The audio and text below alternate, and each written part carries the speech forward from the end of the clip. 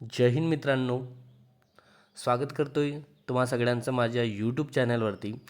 सर्वांना happy Holy. तर विद्यार्थी मित्रांनो, आजच्या व्हिडिओमध्ये आपण राज्यघटनावरचे महत्त्वाच्या कलमा बघत आहोत. जे कोणतीही एक्झाम असो, राज्यघटनेवर प्रश्न विचारले जातात. तर व्हिडिओ शेवटपर्यंत बघा आणि चॅनलवर कोणी नवीन असेल तर चॅनलला सबस्क्राईब करा, सोबतच बेल आयकनचं बटन प्रेस करा. तर बघा, राज्यघटनेतील महत्त्वाची कलमे याच्यावरच प्रश्न येतात. पहिला प्रश्न आहे, नवीन राज्याची निर्मिती करणे किंवा स्थापना करणे. तर भारतीय राज्यघटनेच्या कलम 2 मध्ये सांगितलेलं आहे. भारतीय राज्यघटनेच्या कलम 2 नुसार जर नवीन राज्याची निर्मिती करायची असेल, भारतामध्ये स्थापना करायची असेल, तर ती कलम 2 द्वारे केली जाते. ओके. नंतरचा प्रश्न बघा, राज्यांचे भूभाग. जर राज्याचे भूभाग ठरवायचे असेल, कुठपर्यंत हे राज्य असू शकते, याच्यामध्ये किती डिस्ट्रिक्ट असू शकते, हे सगळं भारतीय राज्यघटनेच्या कलम 3 नुसार करण्यात येते. ओके. नेक्स्ट बघा,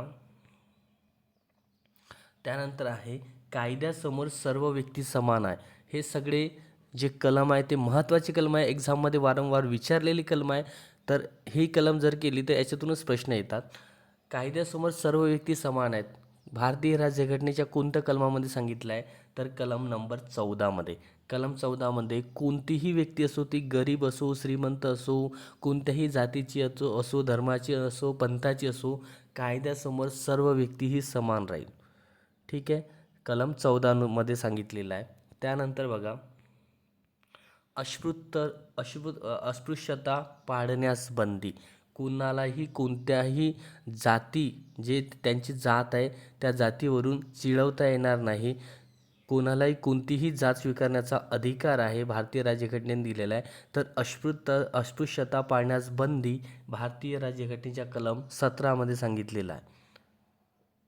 त्यानंतरचा प्रश्न बघा,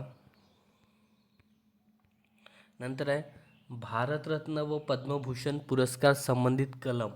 आता भारतरत्न आणि पद्मभूषण पुरस्कार दिले जातात, तर ते भारतीय राज्यघटनेच्या कलम 18 नुसार दिले जातात. कलम 18 मध्ये त्याची तरतूद आहे. ओके. नंतर आहे, स्वातंत्र्याचा अधिकार. आता बघा, व्यक्तीला आपल्याला स्वातंत्र्याचा अधिकार आहे. आपल्याला बोलण्याचे स्वातंत्र्य आहे, धर्म परिवर्तन करण्याचे स्वातंत्र्य आहे, लिंग बदलण्याचे स्वातंत्र्य आहे, कुठेही फिरण्याचे स्वातंत्र्य आहे.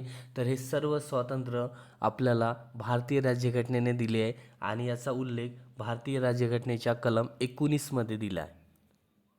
ओके. त्यानंतर, गुन्हेगारापासून दोषी ठरवण्याबद्दल. आता जर कोणत्याही व्यक्तीने जर गुन्हा केला तर त्याला तो दोषी आहे किंवा नाही हे ठरवण्याचं कलम 20 मध्ये आहे. म्हणजे भारतीय राज्यघटनेच्या कलम 20 नुसार ते ठरवण्यात येते. त्यानंतर, जीविताचे व व्यक्ती स्वातंत्र्याचे संरक्षण करणे. आता जीविताचे व व्यक्ती स्वातंत्र्याचे संरक्षण, जीविताचे म्हणजे काय, तर कोणताही प्राणी आहे, व्यक्ती आहे, त्यांच्या जीविताचे संरक्षण करणे भारतीय राज्यघटनेच्या कलम 21 मध्ये सांगितलेलं आहे. नंतर, बालकांना मोफत शिक्षणाचा अधिकार. आता बघा, बालकांना मोफत शिक्षणाचा अधिकार, त्याला आपण म्हणतो सर्व शिक्षा अभियान. तर भारतीय राज्यघटनेच्या कलम 21 नुसार बालकांना मोफत शिक्षणाचा अधिकार दिला जातो. नंतर आहे, बालमजुरी करण्यास बंदी. आता बघा, 18 वर्षाखालील मुलांना बालमजुरी, दुकानात, कारखान्यात कुठेही काम करता येणार नाही, असं भारतीय राज्यघटनेनं सांगितलं आहे. भारतीय राज्यघटनेच्या कलम 24 मध्ये ते सांगितलेलं आहे की बालगुन्हेगारास बंदी आहे, बालमजुरीस बंदी. नंतर आहे बघा, अल्पसंख्याकांच्या हिताचे रक्षण करणे. आता अल्पसंख्याक म्हणजे काय, तर ते जैन आहे, शीख आहे, पारसी आहे, मुस्लिम आहे, बुद्धिस्ट आहे, अल्पसंख्याक यांच्या हिताचे रक्षण करणे हे भारतीय राज्यघटनेच्या कलम 29 मध्ये सांगितलेले आहे. ओके. कलम 29. नंतर बघा, घटनात्मक उपाययोजनेचा हक्क. घटनात्मक उपाययोजनेचा हक्क भारतीय राज्यघटनेच्या कलम 32 नुसार देण्यात आला आहे. नंतर आता ग्रामपंचायतीची स्थापना बघा, ग्रामपंचायतीची स्थापना कोणत्या कलमाद्वारे केली जाते भारतीय राज्यघटनेच्या? तर कलम 40 नुसार ग्रामपंचायतीची स्थापना केली जाते. त्यानंतर 14 वर्षाखालील मुलांना सक्तीचे शिक्षण, म्हणजे 14 वर्षाखालील जे मुलं आहे त्यांना शिक्षण जरुरी आहे, सक्तीचे शिक्षण, तर ते कलम 45 मध्ये आहे, भारतीय राज्यघटनेच्या कलम 45. नेक्स्ट आहे आंतरराष्ट्रीय शांतता व सुरक्षिततेचे संवर्धन. आंतरराष्ट्रीय शांतता आणि सुरक्षिततेचे संवर्धन करणे भारतीय राज्यघटनेच्या कलम 50 मध्ये सांगितले आहे. नंतर आहे राष्ट्रपतीची निवड. आता बघा, राष्ट्रपतीची निवड केली जाते. राष्ट्रपतीची निवड भारतीय राज्यघटनेच्या कलम 52 नुसार भारतामध्ये एक राष्ट्रपती असावा असं सांगितलं आहे भारतीय राज्यघटनेने, आणि त्याची हे नियुक्ती होते अप्रत्यक्ष मतदार पद्धतीने. राष्ट्रपतीच्या निवडणुकीमध्ये राज्यसभा, लोकसभा तसेच विधानसभेचे निर्वाचित सदस्य भाग घेतात. विधान परिषदेचे सदस्य राष्ट्रपतीच्या निवडणुकीमध्ये भाग घेत नाही, आणि अशाद्वारे राष्ट्रपतीची निवड होते. ठीक आहे. राष्ट्रपतींना सर्वोच्च न्यायालयाचे मुख्य न्यायाधीश शपथ देतात. तर राष्ट्रपतीची निवड भारतीय राज्यघटनेच्या कलम 52 मध्ये सांगितलेलं आहे. ठीक आहे. नंतर आहे राष्ट्रपतीवरील महाभियोग प्रक्रिया. आता बघा, राष्ट्रपतीवरील महाभियोग म्हणजे काय? तर राष्ट्रपतीला पदावरून काढण्यात येते. जर राष्ट्रपती एखाद्या याच्यामध्ये दोषी आढळला तर त्याचा दोष जर सादर करायचा असेल तर त्याच्यावर महाभियोग प्रक्रिया राबवली जाते, आणि जर महाभियोग प्रक्रियेमध्ये जर सिद्ध झालं की राष्ट्रपती दोषी आहे तर त्याला आपला राजीनामा द्यावा लागतो. तर भारतीय राज्यघटनेच्या कलम 61 मध्ये महाभियोगाबद्दल सांगितलेलं आहे. नंतर आहे भारताचे उपराष्ट्रपती. आता बघा, भारताचे उपराष्ट्रपती, भारतामध्ये एक उपराष्ट्रपती राहील अशी तरतूदसुद्धा भारतीय राज्यघटनेमध्ये आहे, आणि कलम 63 नुसार भारताचे उपराष्ट्रपतीची निवड केली जाते. नंतर आहे राष्ट्रपतीचा दयेचा अधिकार. आता बघा, राष्ट्रपती भारताचे प्रथम नागरिक असतात, तिन्ही दलाचे ते प्रमुख असतात, आणि राष्ट्रपतीला इतका पॉवर आहे की ते एखाद्या व्यक्तीची फाशीची शिक्षासुद्धा कमी करू शकतात. तर शिक्षेमध्ये माफी देण्याचा अधिकार हा राष्ट्रपतीला असतो, आणि कलम 72 नुसार राष्ट्रपतीला तो अधिकार आहे. त्यानंतर बघा, पंतप्रधान व त्याचे मंत्रिमंडळ. आता भारतामध्ये एक पंतप्रधान राहील आणि त्यांचे मंत्रिमंडळ. भारतीय राज्यघटनेच्या कलम 74 नुसार त्यांची निवडणूक होते. ठीक आहे. नंतर आहे संसद. आता बघा, संसद, राज्यसभा, लोकसभा. ठीक आहे. तर भारतीय राज्यघटनेच्या कलम 79 मध्ये संसदेबद्दल सांगितलेलं आहे. त्यानंतर आहे सर्वोच्च न्यायालय. आता बघा, भारतीय सर्वोच्च न्यायालय, भारतामध्ये एक सर्वोच्च न्यायालय असावे, सुप्रीम कोर्ट. ठीक आहे. तर सर्वोच्च न्यायालयाची स्थापना भारतीय राज्यघटनेच्या कलम 124 नुसार केली जाते, आणि सर्वोच्च न्यायालयाची स्थापना ही केव्हा झाली? तर 26 जानेवारी 1950 मध्ये सर्वोच्च न्यायालयाची स्थापना झाली आहे दिल्लीमध्ये. ठीक आहे.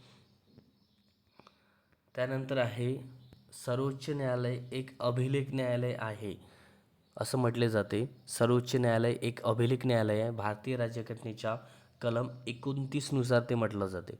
129 सॉरी, भारतीय राज्यघटनेच्या कलम 129 नुसार. नंतर आहे नियंत्रक व महालेखापरीक्षक. भारतीय राज्यघटनेच्या कलम 148 मध्ये सांगितलेलं आहे. त्यानंतर राज्यपालांची नेमणूक.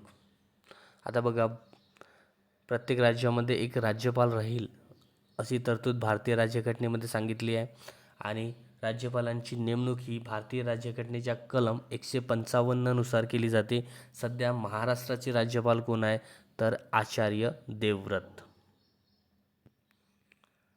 नंतर आहे राज्याचा महाधिवक्ता. आता बघा, राज्याचा महाधिवक्ता हा एक राष्ट्रपतीप्रमाणेच असतो. केंद्रामध्ये महान्यायवादी असते आणि राज्यामध्ये महाधिवक्ता असतो. ठीक आहे. हा सुद्धा याचे कार्य हे राष्ट्रपती हा सुद्धा एक प्रथम नागरिकसारखाच असतो, राज्याचा महाधिवक्ता. तर त्याची निवड ही भारतीय राज्यघटनेच्या कलम 165 नुसार केली जाते. त्यानंतर आहे मूलभूत कर्तव्य. आता बघा, मूलभूत कर्तव्य भारतीय राज्यघटनेच्या कलम 51 अ मध्ये सांगितलेलं आहे. 51 अ किंवा 51 ए हे लक्षात ठेवायचं आहे. नंतर आहे मार्गदर्शक तत्त्वे. भारतीय राज्यघटनेच्या कलम 36 ते 51 मध्ये मार्गदर्शक तत्त्वे आहे. कलम 36 ते 51 मार्गदर्शक तत्त्वे. नंतर मूलभूत हक्क. आता बघा, मूलभूत हक्क कलम 12 ते 35 मध्ये सांगितलेलं आहे मूलभूत हक्क. ठीक आहे. तर संपत्तीचा अधिकार हा मूलभूत हक्क होता, पण तो आता वगळण्यात आला आहे. नंतर आहे उच्च न्यायालयाची स्थापना. उच्च न्यायालयाची स्थापना भारतीय राज्यघटनेच्या कलम 214 नुसार केली जाते. नंतर आहे उच्च न्यायालय एक अभिलेख न्यायालय आहे. कलम 215 मध्ये सांगितलेलं आहे. उच्च न्यायालय एक अभिलेख न्यायालय आहे. नंतर आहे राष्ट्रीय आणीबाणी. आता बघा, हे आणीबाणी राष्ट्रपती घोषित करू शकतो. राष्ट्रीय आणीबाणी, राज्य आणीबाणी आणि आर्थिक आणीबाणी असे आणीबाणीचे 3 प्रकार आहे. तर राष्ट्रीय आणीबाणी कलम 352, राज्य आणीबाणी कलम 356 आणि आर्थिक आणीबाणी कलम 360 मध्ये सांगितलेलं आहे. आणि नंतर आहे घटना दुरुस्ती. आता बघा, भारतीय राज्यघटनेमध्ये वेळोवेळी दुरुस्ती करण्याचा अधिकारसुद्धा दिलेला आहे. राज्यघटनेमध्ये दुरुस्ती करता येते कोणत्या कलमाद्वारे? तर भारतीय राज्यघटनेच्या कलम 368 नुसार आपण राज्यघटनेमध्ये दुरुस्ती करू शकतो. तर हे महत्त्वाची कलमे आपण आज बघितली. ही जर कलमे तुम्ही लर्न केली तर तुमचा पेपरमध्ये ही कलमे विचारली जातात, तर तुमचा प्रश्न सुटणार नाही. भेटूया आपण नेक्स्ट व्हिडिओमध्ये.